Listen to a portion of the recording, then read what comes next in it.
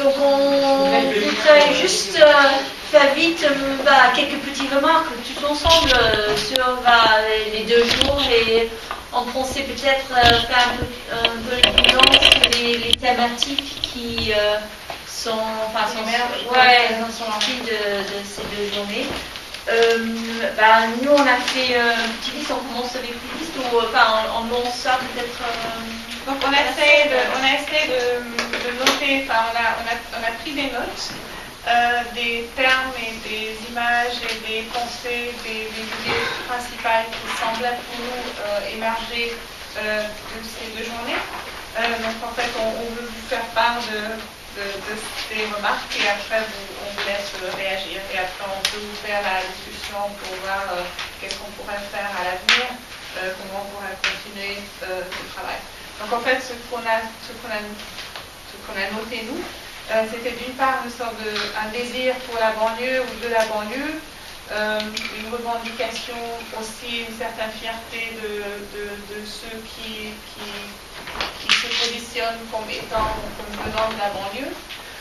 Par la suite, on a noté le côté stigmatisant et le côté réaction à ces discours stigmatisants et des stratégies que les artistes développent pour déstigmatiser, et pas que les artistes, on a vu ce matin avec Mohamed Meshmash qu'il y a aussi cette déstigmatisation, ce désir de déstigmatiser à un autre niveau, notamment à un niveau politique.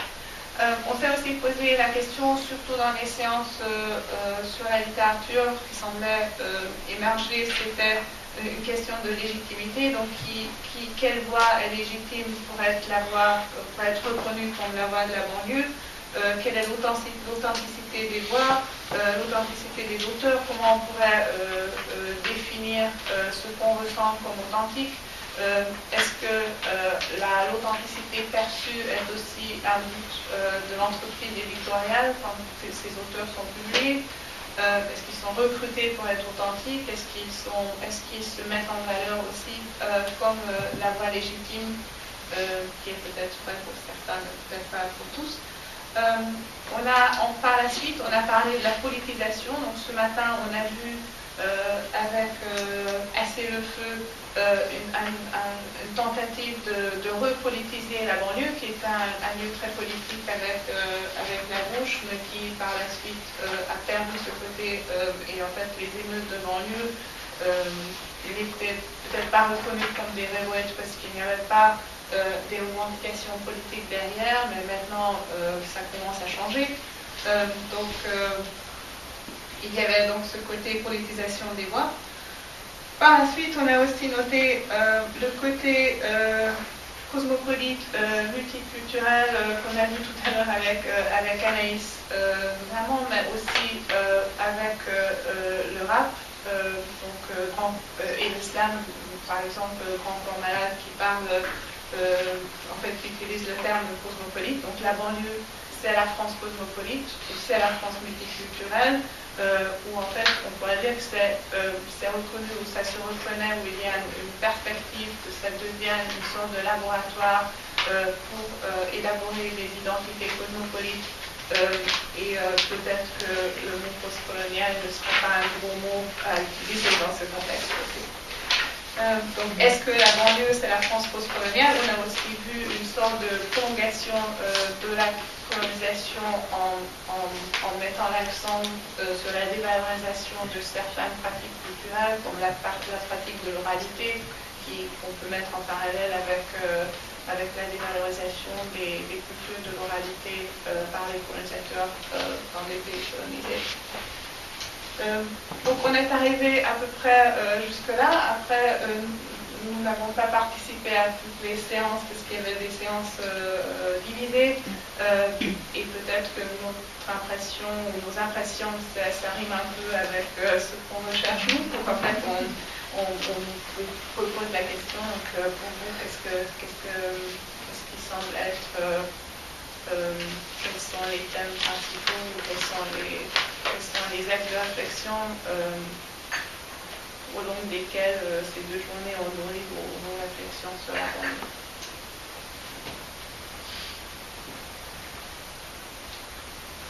Oui. Dans un mot que j'avais remarqué hier dans le livre, c'était ordinaire. Dans les revendications aussi, l'ordinaire, de pouvoir avoir une représentation de l'ordinaire et c'est un peu la déstigmatisation, des spectacularisations. Et je trouve ça très intéressant, cette notion d'ordinaire. Et peut-être il y a quelque chose de particulier, je ne sais pas, aussi lié à la France par rapport à cela, et qui recoupe aussi les réflexions sur la difficulté, justement, d'établir quelque chose qui ressemble à la grassroots aussi en France.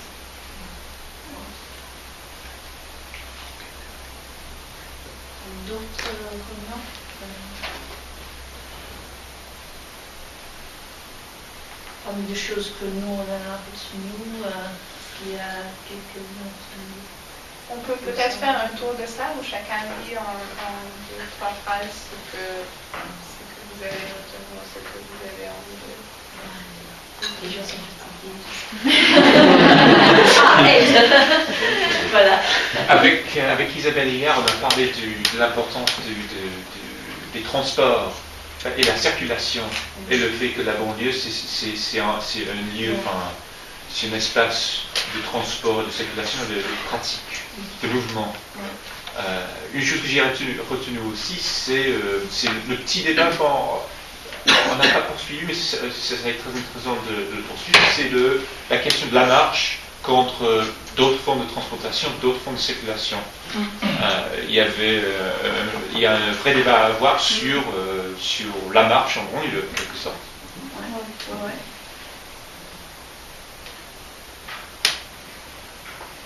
Oui, moi j'étais pas là hier, donc ça tronque un peu ma perspective, mais j'ai beaucoup apprécié le côté interdisciplinaire. J'ai des choses que je connaissais pas, en linguistique, tout ça. Et donc pour moi c'est très intéressant parce que ça permet vraiment de voir aussi des points de contact, comment on peut articuler les choses. Alors c'est que le début pour moi, de voir ces articulations possibles, mais c'est très stimulant à ce niveau-là. Et puis voilà. Merci. Juste pour rebondir, peut-être, je mets juste en perspective le colloque de l'an dernier à Londres, et sans vouloir faire de comparaison, parce que les sujets étaient quand même différents, mais il y a peut-être moins de sociologues cette année. Et on a justement, c'est un ressenti personnel, mais peut-être qu'on a perçu d'autant plus cette idée de pluridisciplinarité. Je trouve qu'il y a plus de singularité, de choses différentes dans les approches. Alors que l'an dernier, on était vraiment inscrit plus dans une approche sociologique ou de science de l'information. Mais bon, ça correspond aussi au sujet dans la... Oui, juste pour ajouter ça à notre Isabelle, j'ai eu l'impression qu'on a pu plus approfondir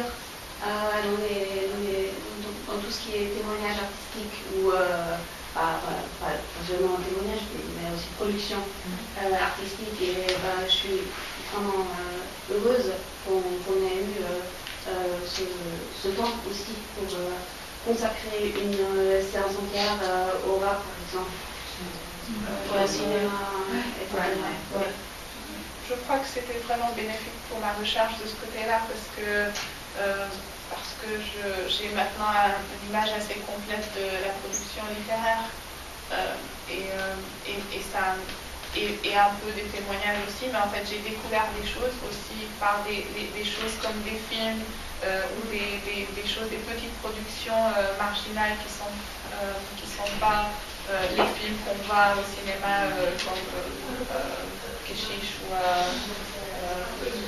des films archi connus. Donc c'est intéressant, et puis aussi voir comment le rap articule les mêmes thèmes que le moment sous un mode un peu différent et les parallèles de ça. I think we're going to have to wrap up because the person who's booked all 3 rooms would like to she's got to do, so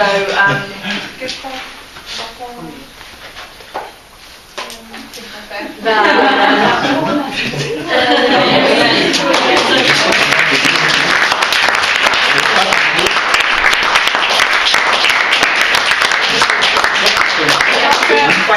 remercie aussi d'être venu. Donc en fait c'était un plaisir de revoir les habitués et de faire la connaissance de quelques nouvelles personnes. On aimerait bien continuer. Il y a la réalité que l'argent qu'on a réussi à obtenir se termine avec cette rencontre et que finalement pour refaire des choses il nous faudra redemander les fonds.